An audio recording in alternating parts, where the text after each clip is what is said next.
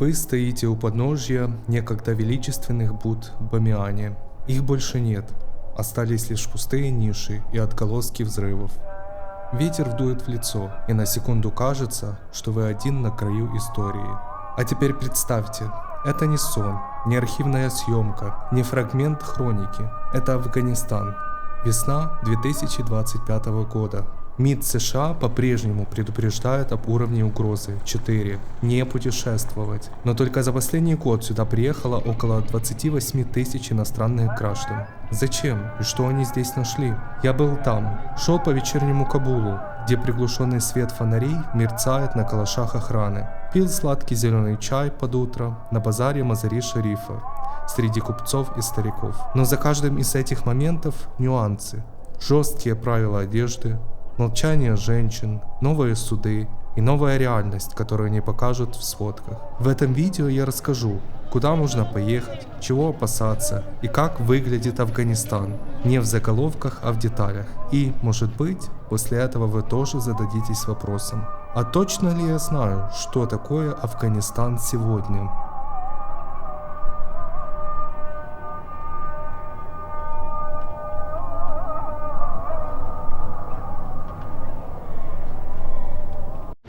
Так, ребята, я уже прилетел в Кабул, в международный аэропорт, и сейчас буду проходить паспортный контроль. К сожалению, снимать в аэропорту много нельзя, но позже я вам все расскажу и покажу. Вот аэропорт.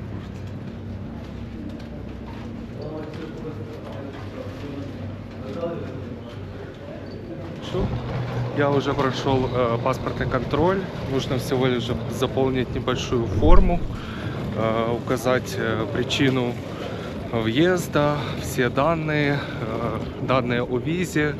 Но обязательно спрашивают причину въезда, потому что они очень не любят журналистов. Поэтому спрашивают очень много раз, какая у вас действительно причина.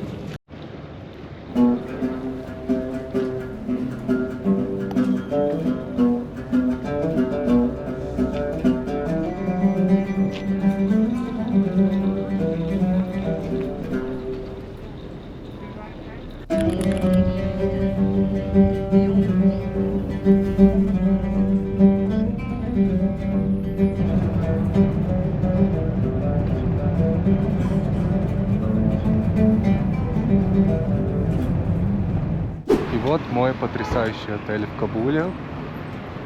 Целых 5 звезд. То есть это лакшери. Я на самом деле шучу, это не лакшери.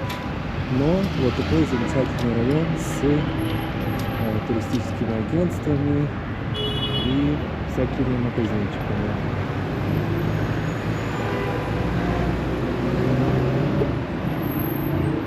Покажу вам наши роскошные апартаменты в Кабуле.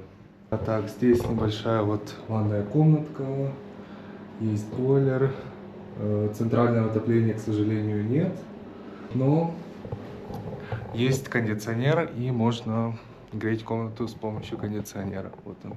Вот такие вот кроватки, панорамное окно и потрясающий вид, как тут там открывается, не знаю, на Кабул. И вот вы видите горы вокруг города, и внизу кипит жизнь. Еще небольшой коридорчик, комната для отдыха или переговоров. И тут получше видно, как выглядит Кабул. Даже есть какая-то стройка.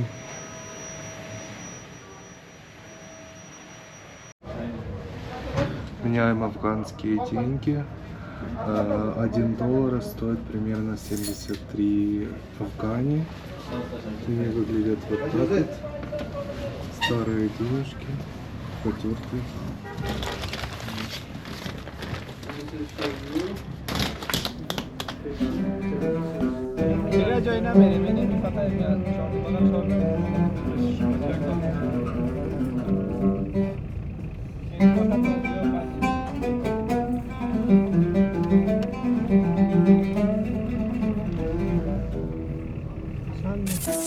Обратите внимание на этот билборд. Лицо мужчины замазано, так как при Талибане запрещено изображать живых существ. Они считают, что только Бог может создавать облик человека. Поэтому по всему Афганистану вы не встретите ни одного открытого лица. Ни на рекламе, ни на витринах, ни на стенах. Но изображение лидеров самого Талибана – исключение. Их показывают как мучеников, героев и пример праведности.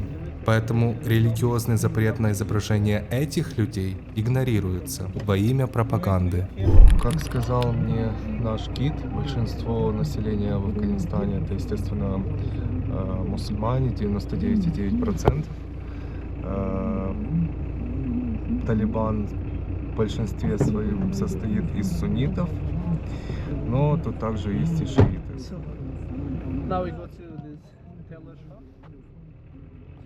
Это свадебный дворец.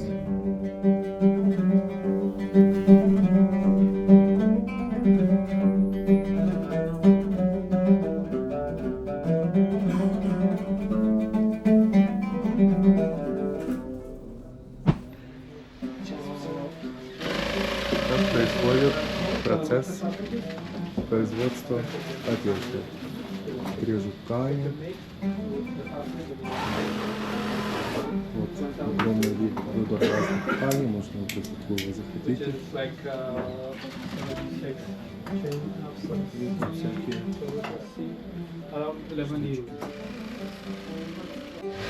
Я уже заказал костюм. Значит, примерно костюм с штанов и накидки стоит около $25. И это вас сразу меряют его, ну то есть сначала делают мерки, как он к вам подходит, а потом сразу шьют, то есть это займет там несколько часов, и можно получить уже свой костюм афганский. Значит, снимаем мерки на костюм. Почти уже все сняли. Скоро мне пошлют замечательную афганскую одежду.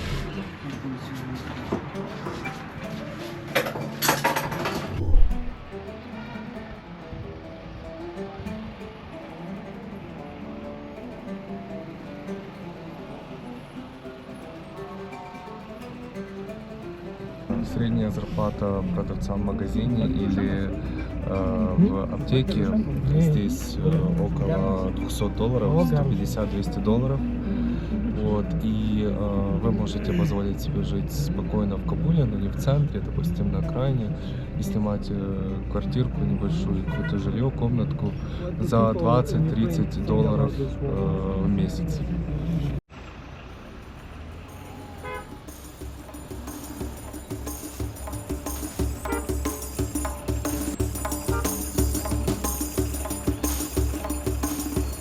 Ребята, я нахожусь сейчас на самом большом, самом главном рынке Кабула. Если вы хотите что-то купить, обязательно нужно приезжать сюда. Продукты, одежду, не знаю, какие-то автозапчасти, все что угодно, нужно обязательно ехать сюда. Ну, как и во многих исламских странах, здесь полный хаос. Ну, то есть беспорядок на дороге, люди никаких правил не соблюдают и, соответственно, большие пробки. Ну, как вы видите, очень много вокруг людей. Вот такой вот рынок.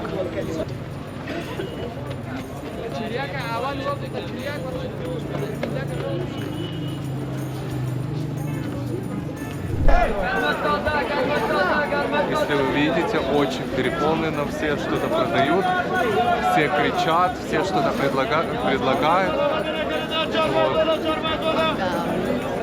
Вот тоже помашите привет. Здравствуйте. Какие-то ребятушки. Посмотрите, сколько людей.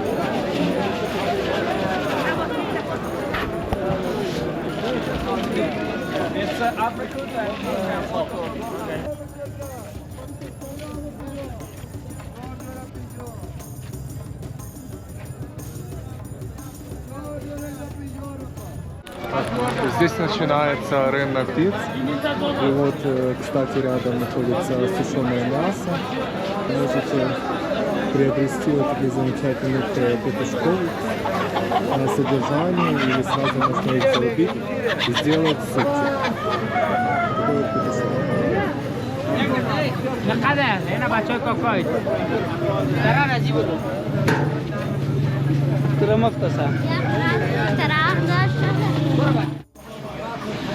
И вот на птичьем рынке можно найти вот таких, я думаю, что это перепелки, но я не уверен. Их продают для того, чтобы кушать. А здесь, я даже не знаю, что это за порода птиц, но они используются для развлечений, для битвы. То есть эти птицы друг другом бьются. Они такие очень крупные. Вот голуби, такие красивые. Также здесь вот тоже такие птички. Да.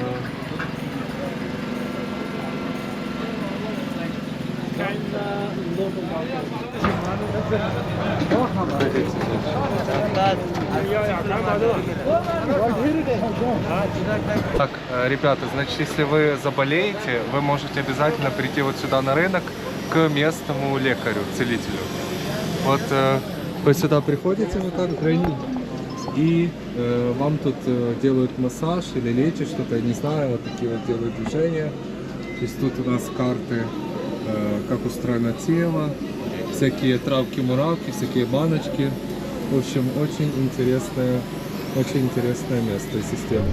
Значит, тут еще маленькая птичка, тоже можете купить, приобрести домой в качестве домашнего питомца. Посмотрите, какая красивая.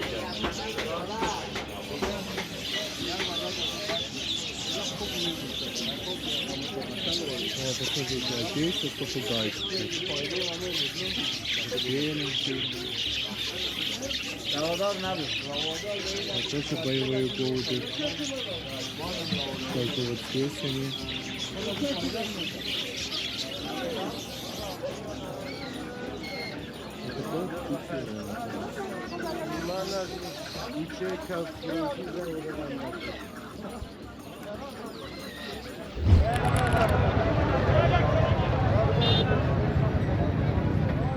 Это одна из самых необычных мечетей в Кабуле. Построена в 1920-х годах по приказу короля Амануллы хана, она выделяется своим европейским стилем. Желтая штукатурка, лепнина. Двухэтажная конструкция больше напоминает барочный дворец, чем традиционную мечеть.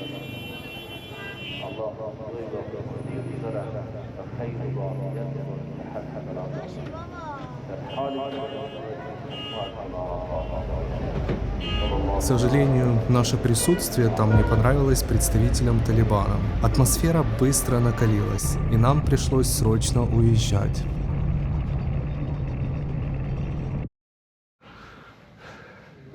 Так, ребята, вот так выглядит традиционный афганский ресторан. То есть вы снимаете обувь, садитесь вокруг столика, тут вот салфеточки, зубные палочки. Что-то написано, это правильно, не знаю. Керосин, это газовая лампа, или что это, чтобы греть. Подушечки, все очень миленько. И даже работает кондиционер.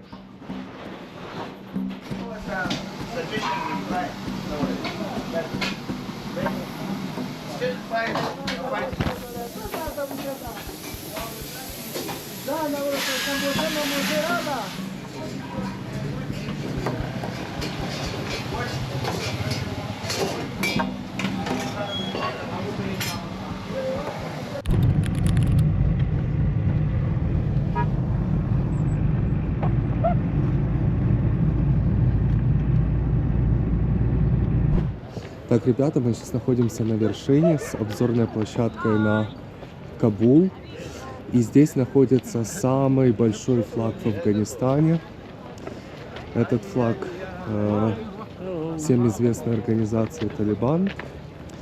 И на нем написано, что нет Бога, кроме Аллаха. и пророка Мухаммеда. Вот такой огромный флаг.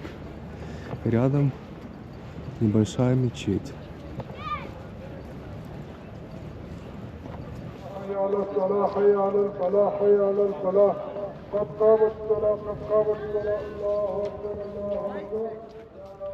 В 2014 году на этом холме в Кабуле был установлен самый большой флаг Афганистана размером 18 на 27 метров на 63-метровом флагштоке. Проект был подарком от Индии. Флагшток весом 12,5 тонн изготовила компания Bajaj Electricals, а сам флаг из прочного полиэстера был сшит в Мумбаи. Церемония подъема прошла при участии президента Хамида Карзая и министра иностранных дел Индии как символ дружбы двух стран. После прихода Талибана к власти в 2021 году этот же флагшток использовали для подъема белого флага Талибана, уже как символа нового режима, но без прежней международной поддержки.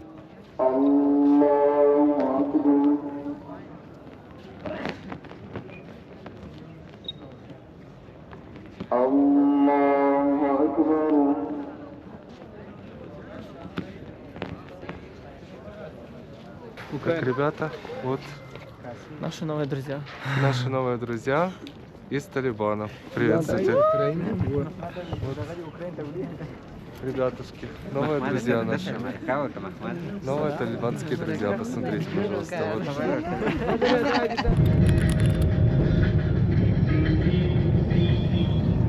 После прихода к власти талибы ввели полный запрет на музыку. Она считается аморальной и неисламской, что привело к закрытию музыкальных школ, уничтожению инструментов и запрету на их хранение. Несмотря на угрозы и наказания, люди продолжают тайно слушать музыку дома и в машинах, стараясь не привлекать внимание соседей и прохожих, а при пересечении блокпостов обязательно выключают ее, чтобы избежать конфискации или уничтожения магнитолы.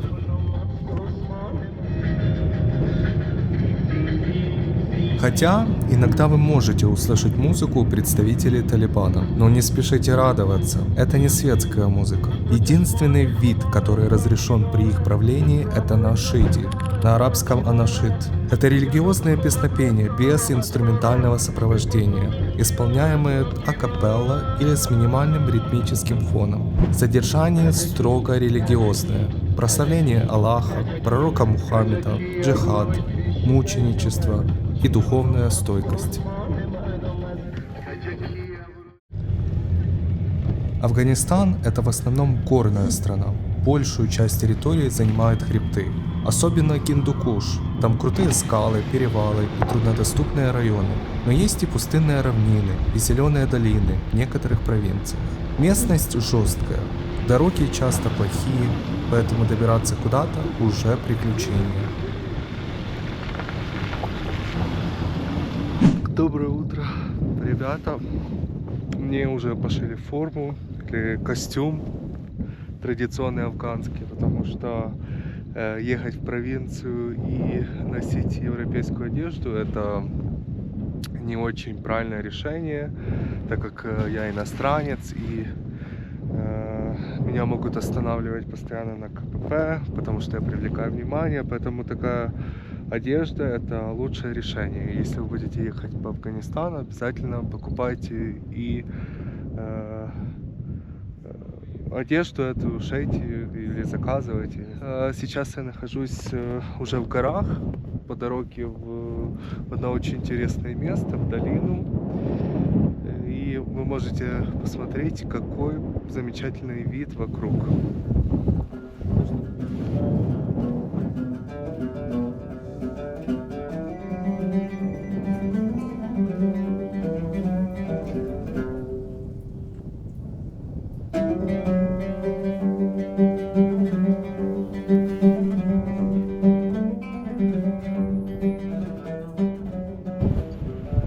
Тут по дороге встретился старый советский танк, разбитый в 90-х или когда. И он стоит тут один в пустыне ледяной, потому что это начало марта, еще холодно очень.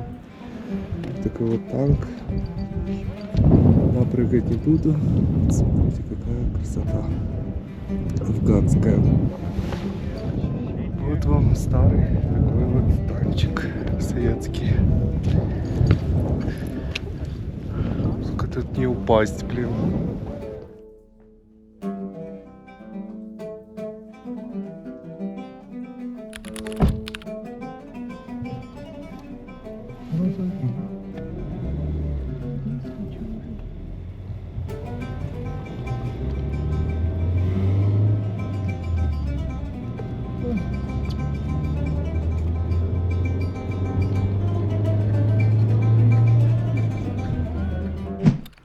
Друзья, сейчас я нахожусь в очень интересном месте. За мной, за моей спиной находится цитадель и небольшой город, который сейчас, естественно, заброшен, необитаем. В VI веке этот город был центром исламской жизни в Бамиане. И с VIII века тут появился буддизм. Что интересно, по легенде, один из внуков Чингисхана был тут убит стрелой. И в ответ на это он очень разозлился и пришел сюда, уничтожил город. И в окрестностях было очень хорошо слышно крики людей. Поэтому этот город, эту цитадель небольшую назвали цитадель Крика. И вы можете посмотреть, что тут сохранились некоторые здания. Конечно, видно, что некоторые реставрировались. Вот есть небольшая башня наверху. И тут открывается вид прекрасный на Бамианскую долину. И напротив там есть, с той стороны есть первая и одна из самых главных достопримечательностей Афганистана — это статуи Будды, о которых мы поговорим позже. Тут очень крутой подъем наверх. Сейчас будем подниматься и исследовать этот городочек.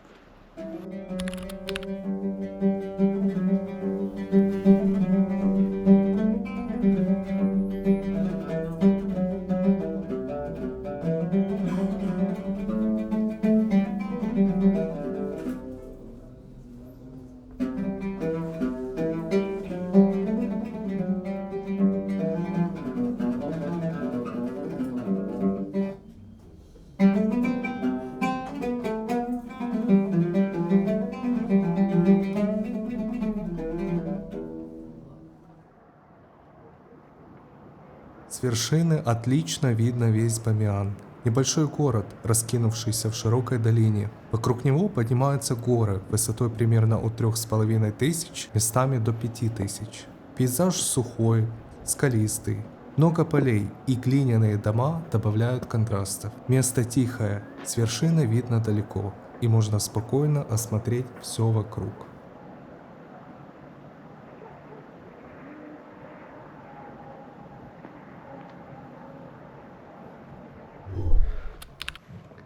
Так, ребята, я нахожусь сейчас возле одного из самых главных памятников, как и говорил. Это статуи Будды в Бамиане. Посмотрите, раньше в этих нишах, вот одна первая, и там дальше вдали побольше вторая, находились большие статуи Будды, одни из самых больших в мире. Но в 2001 году они были взорваны Талибаном, потому что они не принимали никакую другую религию и не должно было быть типа идолов и тому подобное, поэтому они решили надругаться просто над этими памятниками истории. Вот. Немецкие специалисты пытались начинать отстраивать ее из старых материалов, но, к сожалению, так как власть тут нестабильна и ребята из Талибана непредсказуемые, пока что оно все стоит и не развивается.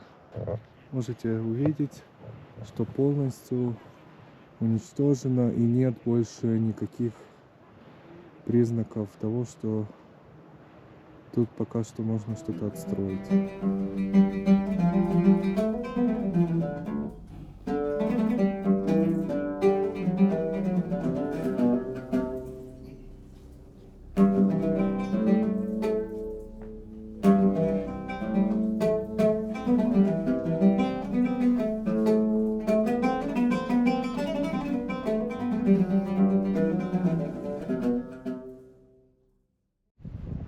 Так, значит, здесь также небольшая ниша для статуи Будды, которая была взорвана также талибаном в 2001 году. И рядом находится могила, а зеленый флаг значит, что это шиитская могила. И здесь похоронен маджахед, человек, который боролся против советского вторжения в Афганистан. И мы направляемся дальше, в ту сторону, к самой большой нише, где была самая большая статуя Будды, 55 метров.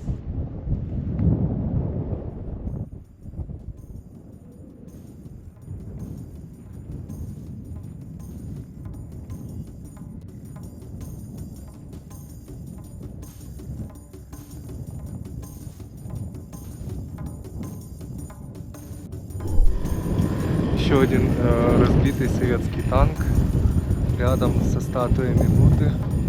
Смотрите, покрасили его в голубой цвет и желтый, как флаг Украины почти, только нужен синий. Вот. Внутри все загажено, воняет говном, но вот такой вот танк и с видом на статую когда-то, которая была здесь Будды. И наша машина.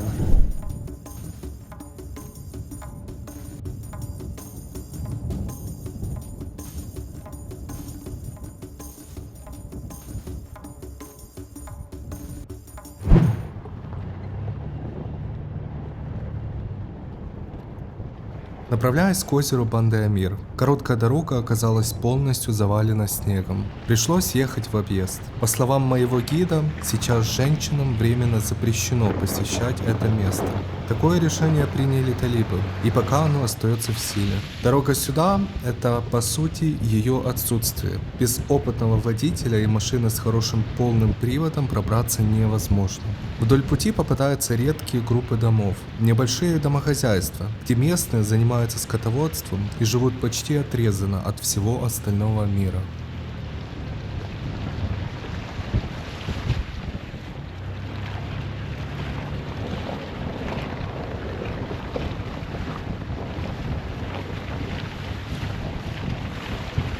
Так, друзья, мы уже приехали в Банд-Амир. Это национальный парк в Афганистане.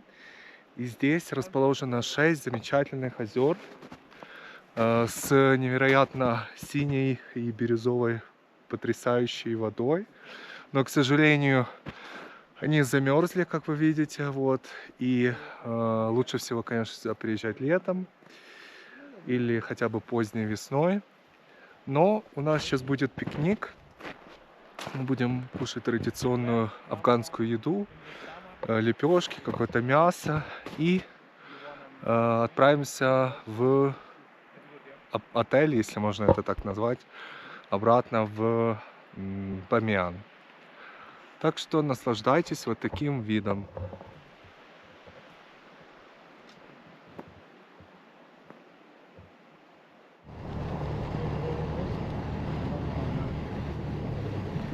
Сами талибы с удовольствием приезжают на озеро Банды-Амир, отдыхают, катаются на ярких катамаранах, гуляют. Но с 2023 года женщинам туда официально запретили въезд, якобы из-за неподобающего поведения и несоблюдения хиджаба. Так что сейчас там отдыхают в основном мужчины.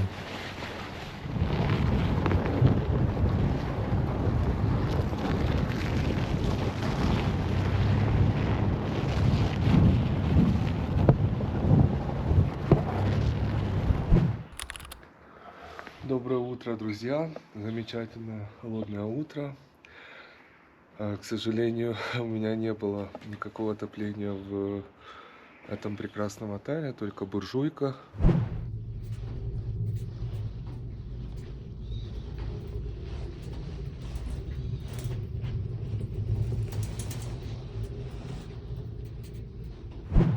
Вот, и она потухла ночью, поэтому я очень замерз. И сейчас пытаюсь согреться. И вот такой у нас вид с отеля на Бамянские горы.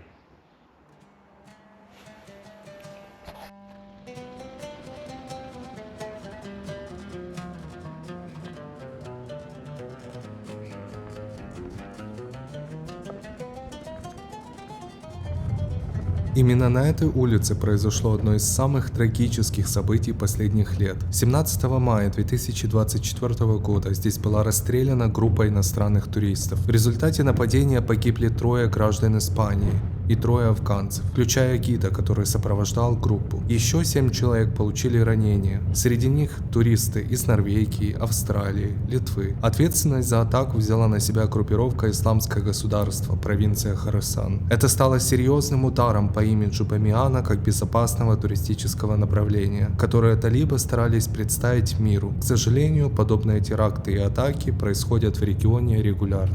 Так выглядит типичная афганская лавочка с продуктами, тут всякие специи, много товаров из, кстати, России и Китая. Масло продается подсолнечное. Тут у нас печеньки, яички. Мы приехали в Красный город. Это до прихода ислама этот город был центром буддизма. И он был одной из самых стратегических точек входа в Бамианскую долину. И сейчас вот я вам покажу этот город. Посмотрите. Он состоит из верхнего, как вы видите, наверху есть такие развалины, и нижнего, он тоже есть снизу развалины каких-то зданий. И тут также рядом описание истории этого города. Сейчас пойдем исследовать это замечательное место. Название города происходит от цвета скал, потому что они достаточно такого бурого красного цвета, поэтому это Красный город. И вот дорога наверх. Слава богу, земля замерзла и можно спокойно ходить, потому что вчера у меня были все кроссовки в грязи. И это, конечно, достаточно трудно, когда ездишь без специальной обуви по таким местам. Ну и особенно классно приезжать сюда на рассвете, то есть когда солнце только поднимается, и можно увидеть все эти рельефы. И, соответственно, эти красивые развалины замка. Он также наверху.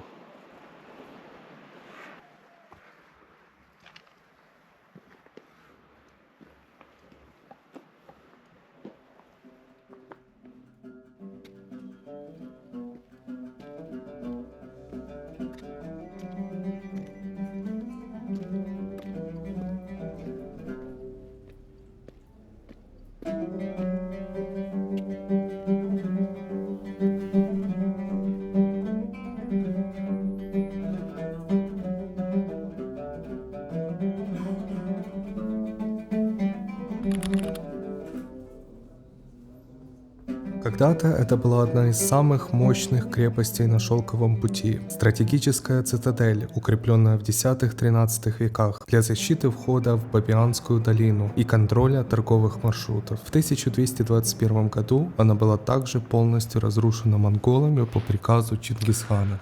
Посмотрите на эту красоту. Я нахожусь на вершине развалин Красного города. Тут невероятные виды.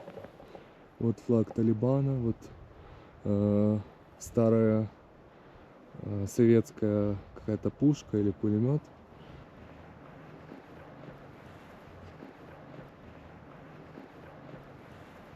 Сейчас посмотрим. Да, нужно быть осторожным, потому что тут очень высоко. Посмотрите, какая красота.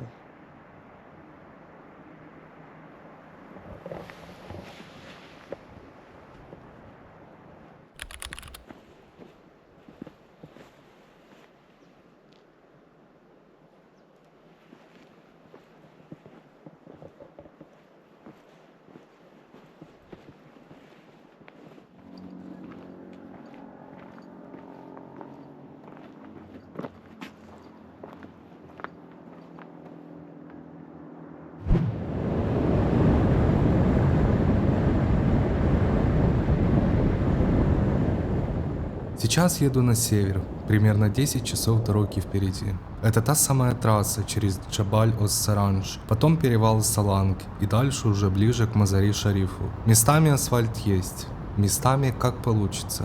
Дорога не быстрая, но по-своему интересная. Горы, редкие села, немного машин. Иногда кажется, что тут вообще никто не живет. Но вдруг появляется старый грузовик или дети бегают возле дороги. Все как-то спокойно и по-афгански просто.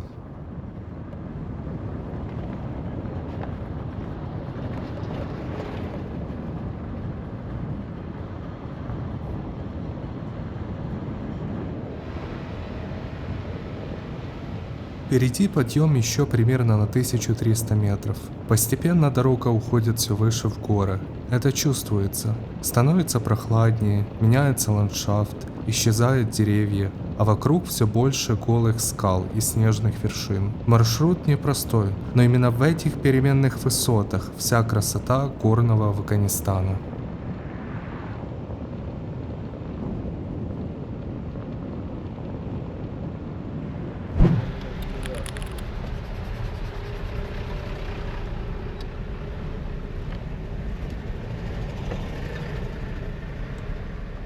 Друзья, вот тот самый знаменитый тоннель, который был построен Советским Союзом в 1964 году, по-моему. И его длина 3,5 километра. И это считается одним из самых важных и главных артерий, чтобы добраться до Мазари-Шарифа. Вот, и вы можете увидеть, что он тут расписан какими-то текстом, и он очень загружен. Естественно, тут дороги абсолютно нет, тут полное бессорочье. Нам повезло, что сегодня хорошая погода, но обычно это засыпает снегом, и тут просто невозможно находиться.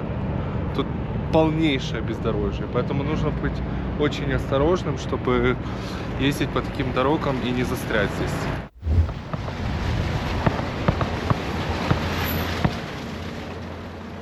Пересечь тоннель Саланг – это не просто поездка, это настоящее испытание.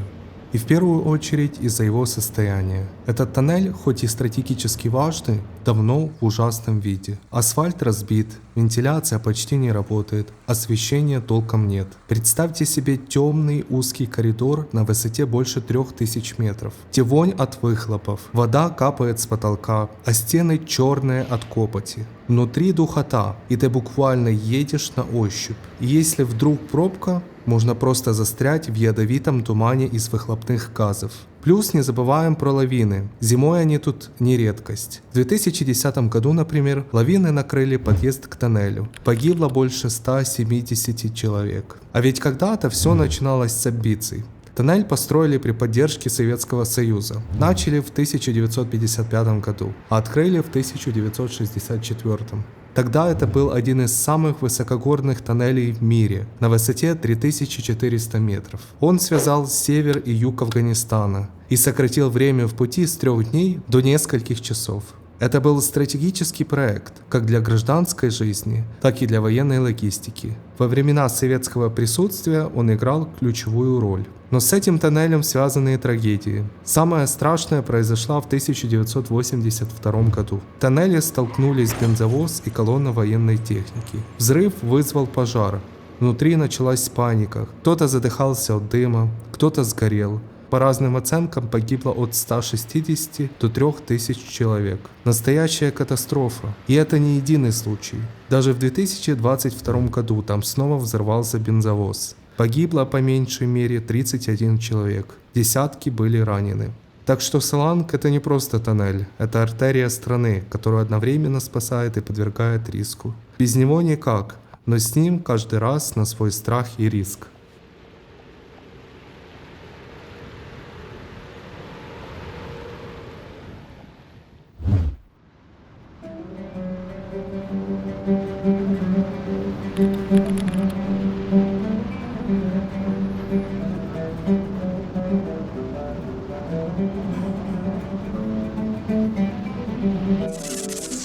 Видите эту разбитую машину? Это не просто брошенный хлам, это афганский стиль дорожной агитации. Талибан показывает, мол, хочешь ездить, соблюдай правила, а то будешь как он. Без слов, но очень наглядно.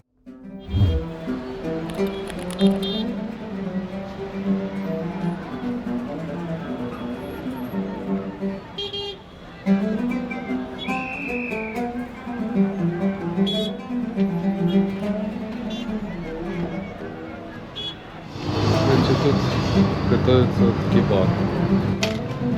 Vean cacahuete por loco.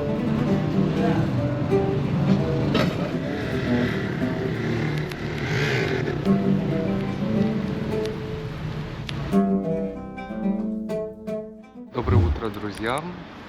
Хочу отметить, что в Афганистане любой более-менее приличный отель обладает вот такой защитой. Это очень высокая стена с колючей проволокой и обязательно охраной. Вы можете посмотреть, что отель находится под таким вот забором. То есть сюда не пробраться.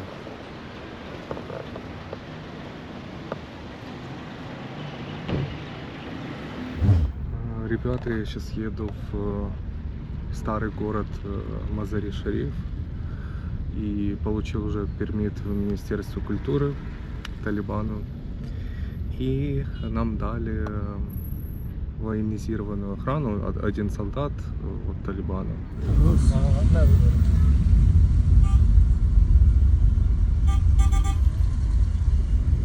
Вот, и он нас будет сопровождать в том городе. Но мой гид сказал, что это не самая лучшая идея, потому что мы больше будем привлекать внимание с таким солдатом, нежели если мы будем ходить одни.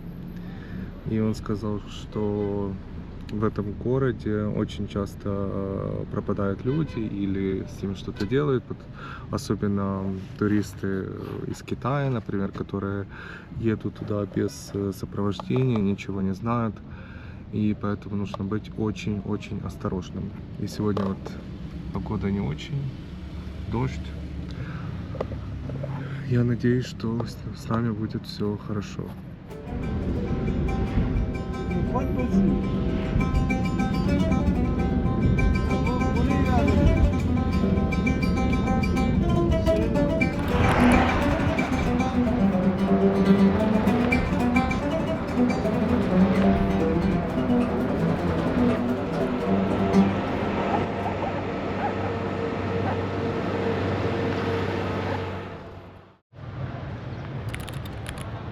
Балх – один из самых древних городов мира. Ему больше 2500 лет. Когда-то он был важным центром буддизма и зороастризма. Здесь родился великий поэт Руми. Арабы называли его матерью всех городов. Город стоял на великом шелковом пути, пока не был разрушен монголами. Здесь находится вот такая замечательная мечеть, одна из самых главных достопримечательностей. И мы сюда приехали и уже очень много внимания на себя привлекаем. Поэтому рядом с нами, сзади там стоит солдат с всем известной организацией, запрещенной во всем мире. Но мне кажется, он еще больше привлекает внимание, чем если бы его не было. И вот посмотрите еще раз на мечеть. Вот тут вот такие могилы.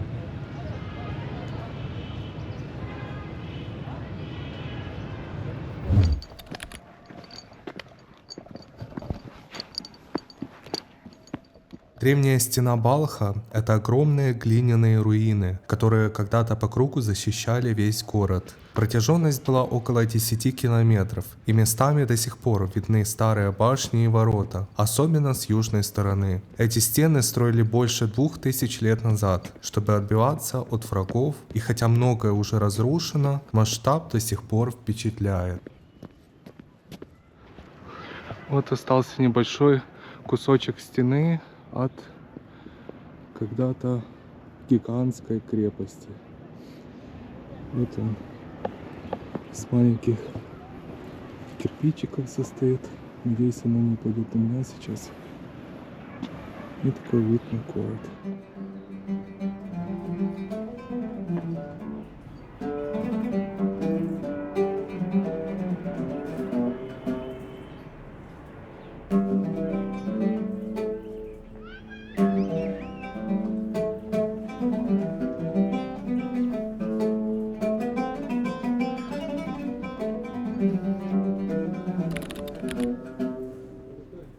Мечеть 9 куполов – это по сути старейшая мечеть Афганистана, ей больше 1200 лет.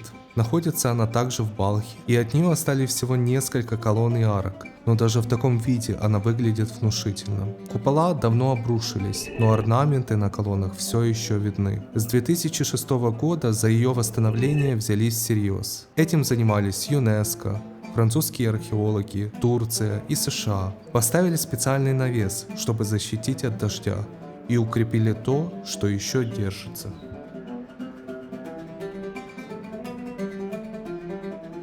Почему именно 9 куполов? Вероятно, все дело в устойчивости. Здание разделили на 9 равных квадратов, и каждый накрыли своим куполом. Так, конструкция становилась прочной и сбалансированной, а еще это выглядело гармонично и строго по симметрии. Такой подход пришел из архитектурных традиций сасанидской Персии и раннего ислама, где любили четкую геометрию и символику. Я вам сейчас покажу, как делается масло. Вот посмотрите, тут вот верблюдик с закрытыми глазами ходит и перемалывает вон там семена.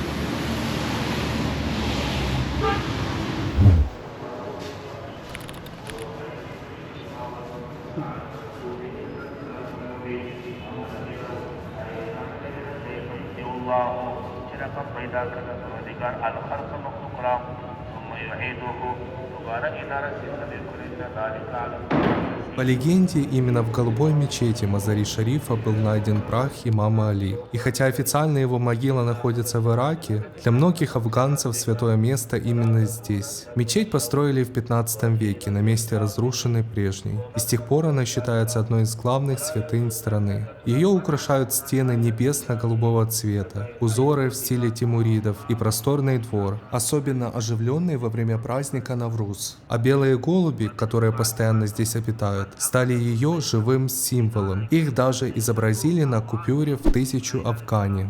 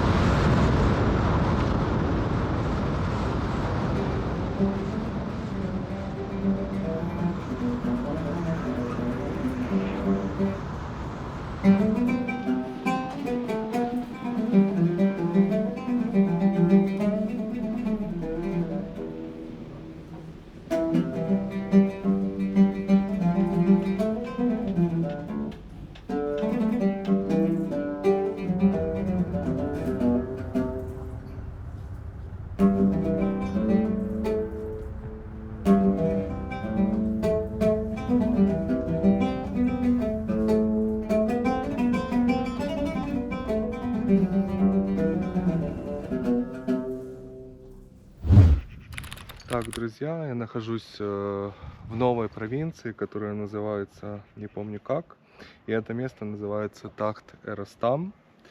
Это древний буддийский храм около 5-6 века, и внутри расположен маленький Будда, которому поклонялись. Этот храм полностью вытесан из скалы, и он высотой где-то 8 метров, а в длину где-то метров, думаю, 20, где-то 20 метров в длину. И когда буддисты совершали свои ритуалы, они наматывали круги, делали круги вокруг этого камня. Раньше здесь был мост, и можно было зайти на ту сторону, туда внутрь, но, к сожалению, его убрали талибы, потому что там что-то люди делали, не знаю, для безопасности, падали, наверное, вниз. Вот, и поэтому, к сожалению, добраться туда вовнутрь не получится. Но можно спуститься вниз и посмотреть, как это выглядит внизу. Размеры, конечно же, впечатляющие. Это достаточно большой храм. И он находится на вершине холма.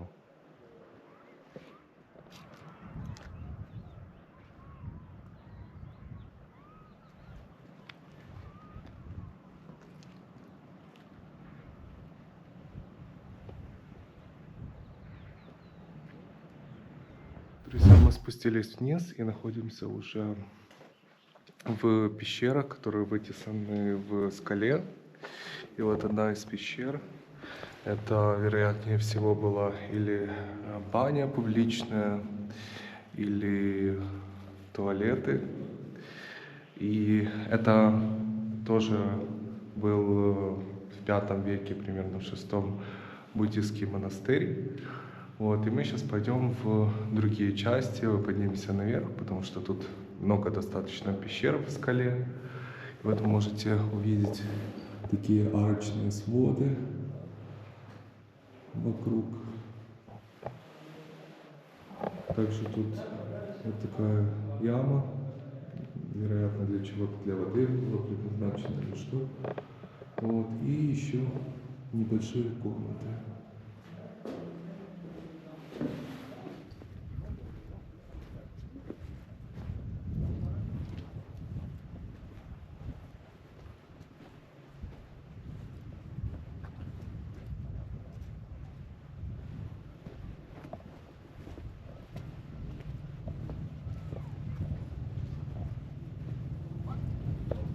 В этих нишах находились буддийские монахи, которые молились и входили в состояние транса, или как это назвать, ретрит какой-то был.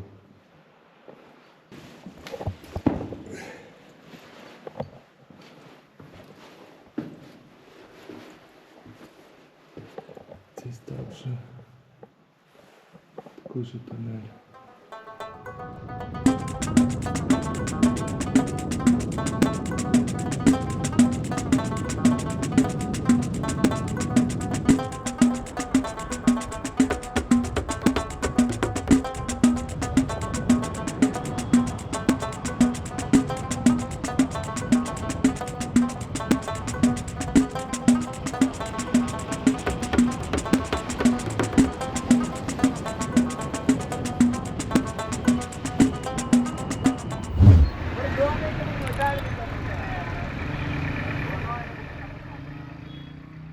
Сейчас в Афганистане талибы строго следят за тем, чтобы мужчины вовремя ходили на молитву. Во время намаза людей могут попросить выйти из кафе, магазинов или даже просто с улицы и отправиться в мечеть. Это касается и крупных городов, таких как Кабул и Герат. За всем этим стоит специальное министерство по поощрению добродетелей и предотвращению порока. Именно оно проверяет, кто молится, как выглядит и вообще как себя ведет. В 2024 году был издан специальный указ. Все государственные служащие обязаны 5 раз в день посещать мечеть, иначе наказание вплоть до увольнения. Во время Рамадана таких случаев становится еще больше. Бывает, что людей задерживают просто за то, что они не пришли на вечернюю молитву. А еще талибы регулируют внешний вид. Борода обязательно, западная одежда под запретом, а за неправильную стрижку могут наказать даже парикмахера.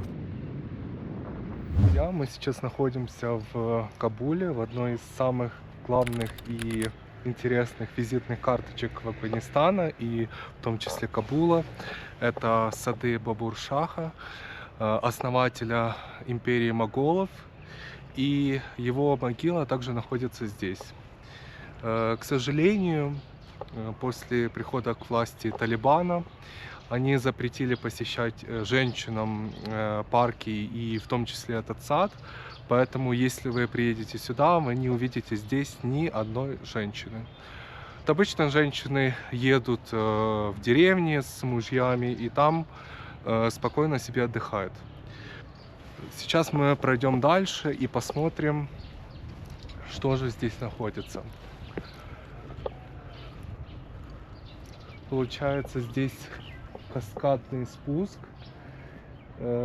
ступени по бокам, и посередине находится желоб для воды, но сейчас, к сожалению, воды нет, поэтому оно просто так вот стоит.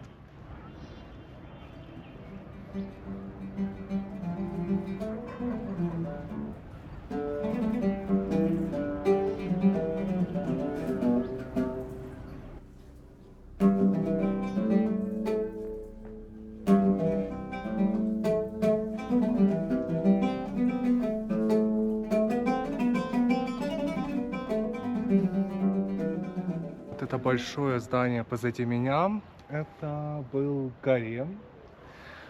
Вот здесь находится павильон, который уже был построен другим императором значительно позже. И вот там небольшая мечеть.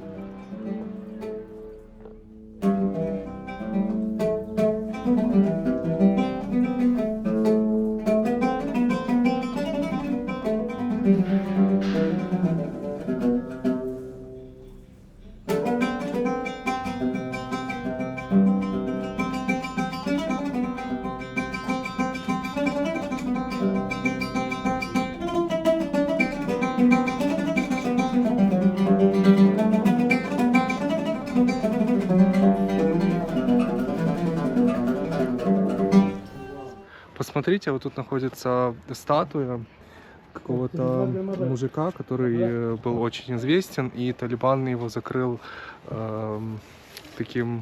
такой тканью для того, чтобы никому не показывать, потому что их в исламе не принимают никаких лиц. И если вы посмотрите туда, то вот видите, там есть какая-то статуя с лицом. Ну, гид говорит, что пока еще это не уничтожили, но все впереди, как бы. Вот так.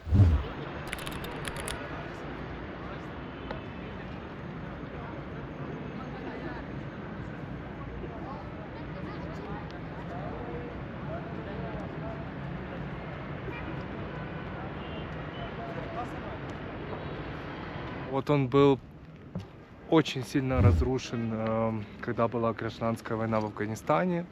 Ну и сейчас используется как какое-то административное помещение для Талибана.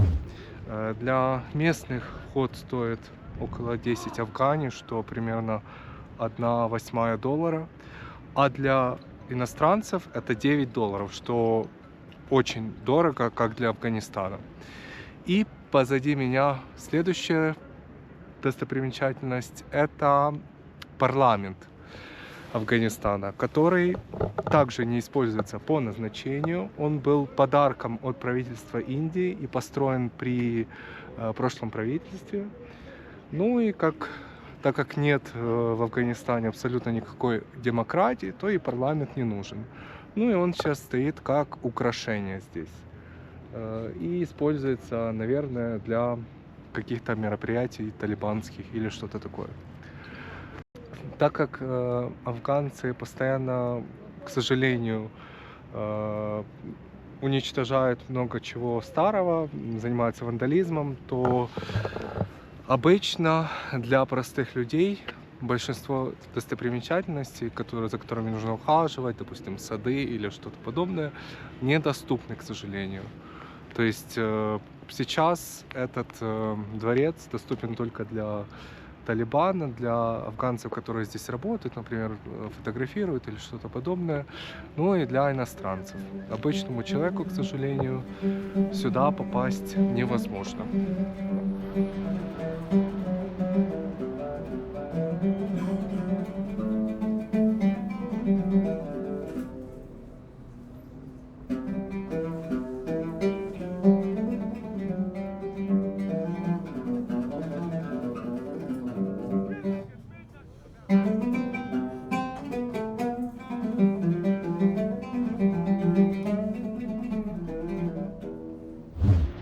Доброе утро. Если вы посмотрите, позади меня находится типичная хрущевка, и может быть вам покажется, что я нахожусь где-то в одном из городов постсоветских городов.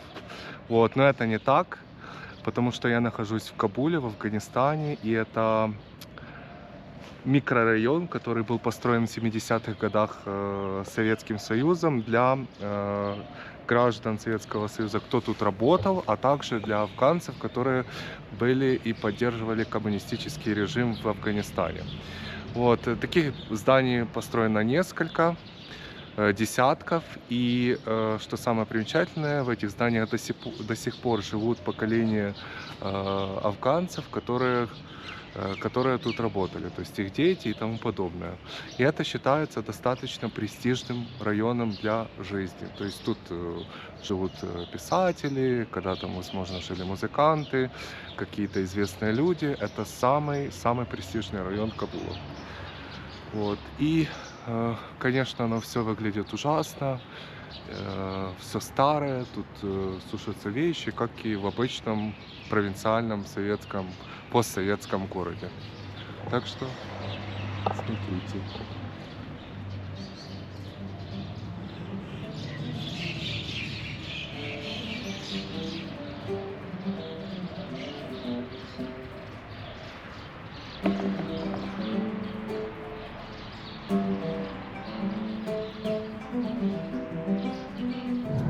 Что, друзья, я уже нахожусь в самолете и покидаю эту замечательную страну. Мне попалось место возле окна, но окна нет, к сожалению. И тут очень красивая природа, но, к сожалению, люди обозленные. И каждый человек, которого я спрашивал, что он хочет скорее уехать с этой страны навсегда. Вот. Очень много классных исторических мест, но оно также не реставрируется, то есть страна как будто застряла в 16 веке или в 15. Я надеюсь, что что-то поменяется, и самое главное, люди будут тут жить счастливо и без войны. До скорой встречи в следующем выпуске в новой стране. Пока.